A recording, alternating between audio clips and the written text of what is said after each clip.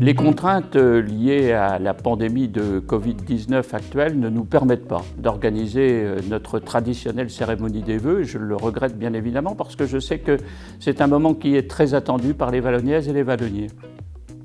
Cependant, je voulais vous adresser à chacune et chacun d'entre vous mes vœux les plus sincères de bonne année 2021. Avec ces vœux de santé, de bonheur, de réussite, je voulais également vous adresser un message d'espoir, un message d'espérance, parce que je crois que c'est notre devoir d'élu de porter ce type de message, et puis c'est notre devoir aussi d'incarner l'efficacité de l'action publique. Alors l'année 2020 a été difficile, perturbante, bien sûr, mais ne faut-il retenir de cette année que la pandémie Covid-19 ? Eh bien, je ne le crois pas. Pour ma part, je retiendrai la confiance que les Vallonniaises et les Vallonniers nous ont renouvelée massivement en mars dernier. Et avec l'ensemble de mon équipe, je suis fier, je suis heureux de poursuivre l'action que nous menons au service du développement de notre ville depuis maintenant 2 mandats. Une équipe renouvelée, d'ailleurs tant dans sa majorité que dans son opposition, puisque sur les 29 conseillers municipaux qui composent l'Assemblée municipale, 13 sont des nouveaux, 5 femmes et 8 hommes. Alors nous avons été contraints au cours de cette année 2020 de nous adapter notre budget pour répondre aux exigences du moment, pour protéger nos concitoyens notamment, pour apporter aussi notre concours à la sauvegarde de nos commerces et de nos entreprises, mais aussi pour sauver notre cinéma, par exemple. En 2020, notre budget global a été voté à 19 500 000, dont plus de 8 millions d'euros d'investissement, parce que nous avons la volonté de poursuivre le développement de notre ville, mais aussi de contribuer à la bonne santé financière des entreprises locales.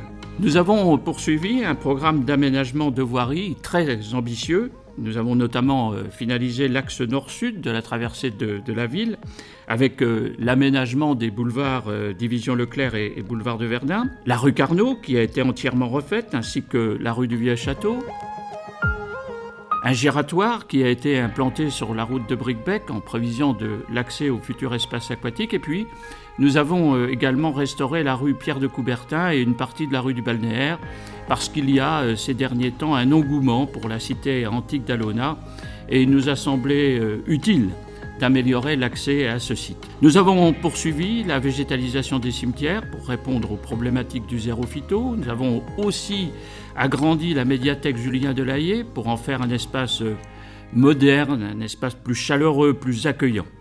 J'en profite pour dire que s'agissant de notre action culturelle, eh bien, nos programmations ont été particulièrement chamboulées et là encore, il nous a fallu nous adapter. Les seuls concerts qui ont eu lieu ont fait salle comble et je m'en réjouis. Je crois que cela prouve que nous avons besoin de retrouver très vite une vie culturelle normale, de pouvoir aller au cinéma et dans les salles de spectacle. 3 concerts ont eu lieu dans le jardin Annénis. Ce fut une belle parenthèse, comme d'ailleurs les animations que nous avons organisées les 12 et 13 septembre, dans un double but, celui de redonner un peu de baume au cœur à la population vallonniaise, mais aussi de redynamiser quelque peu le commerce local. Le feu d'artifice que nous avons tiré sur la place du Château le samedi soir, je crois, restera dans les mémoires, parce qu'il est le symbole de cette volonté que nous avons tous de sortir de cette crise. Il est le symbole de notre engagement et aussi de la solidarité qui s'est dégagée du fait même de cette période si difficile. Je veux d'ailleurs saluer les équipes municipales qui ont tout mis en œuvre pour permettre la continuité du service public. Je pense à l'école municipale de musique qui a utilisé les moyens modernes de communication pour donner des cours à distance. Je pense au service scolaire qui s'est sans cesse adapté aux protocoles dictés par le ministère, parfois même dans la plus grande précipitation. Je pense au service jeunesse qui a réalisé l'exploit d'accueillir 800 jeunes au kiosque durant l'été pour des activités ludiques de très grande qualité. Je pense aux services sociaux et au personnel de la résidence autonomie Les Mimosas qui ont encadré les plus fragiles, les plus vulnérables. nous n'avons eu à déplorer aucun cas de Covid-19 au sein de cet établissement. Je suis fier de pouvoir dire que notre ville s'est engagée dans une démarche fraternelle et solidaire. L'aménagement de la Maison des Solidarités en est d'ailleurs très certainement l'exemple le plus visible. Une Maison des Solidarités qui accueillera demain des associations caritatives et de secours, mais également le Club des Anciens un peu plus tard. Je suis fier que Valognes se soit inscrite dans une démarche résolument moderne, jusque dans sa communication. Les reportages réalisés par TVTV sur le net, l'application Citycomi qui diffuse des informations en temps réel en sont, je crois, la parfaite illustration. Mais je crois qu'il faut à présent nous tourner vers l'avenir. Nous devons tout mettre en œuvre pour réussir la relance. Valognes possède à cet égard des atouts exceptionnels s'agissant de la relance économique. Des parcs d'activités de plus de 90 hectares au total, 140 entreprises parmi lesquelles des fleurons de l'industrie dans les domaines les plus divers, le nucléaire, la métallurgie, l'agroalimentaire. Nous devons nous appuyer sur ces entreprises d'excellence qui emploient aujourd'hui près de 1200 salariés pour faire de Valognes un territoire fort, un territoire performant. À la mi-décembre, nous avons appris que Valognes était retenue avec 10 autres communes-centres du Cotentin dans le dispositif Petite Ville de demain. C'est une véritable aubaine que nous devons saisir pour améliorer notre habitat, notre patrimoine et aussi notre offre commerciale. C'est une véritable opportunité qui ouvre de nouvelles perspectives pour notre ville et pour notre territoire. J'ai le sentiment que cette année si particulière que nous venons de vivre a modifié nos habitudes et nos modes de vie.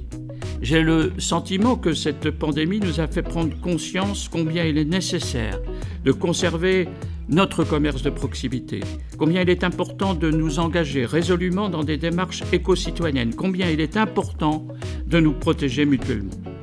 Soyez assurés que la municipalité a bien conscience de cette approche nouvelle et que nous en tiendrons compte jusque dans notre action municipale. Nous avons la volonté, nous avons le dynamisme, nous nous donnons les moyens pour continuer d'améliorer l'attractivité de notre ville, pour la rendre toujours plus accueillante, plus agréable, mais aussi plus verte et toujours plus respectueuse de l'environnement. 2021 doit être l'année de l'espérance, une année de partage avec les nombreux visiteurs que nous accueillerons lors de la Semaine fédérale internationale de cyclotourisme. L'année de l'aboutissement de certains projets, dont le pôle de santé libéral et ambulatoire. L'année aussi de l'engagement de nouveaux projets, comme le centre aquatique et le groupe scolaire. Et puis, la finalisation de plusieurs autres sur lesquels nous reviendrons bien sûr dans les semaines et les mois à venir. Oui, mes chers concitoyens, cette année doit être une année d'espérance. Je vous souhaite à toutes et à tous une très belle année 2021.